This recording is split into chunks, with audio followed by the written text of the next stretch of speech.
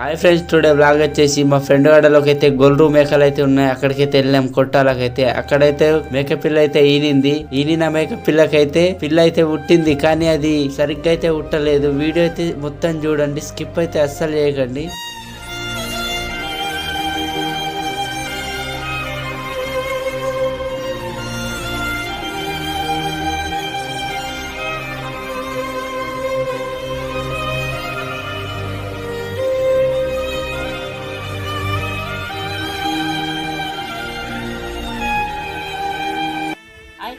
ఈరోజు అయితే బ్రహ్మంగారి కాలజ్ఞానం ప్రకారము ఇంత జంతువులు పుట్టాయని ముందు చెప్పిండ్రు.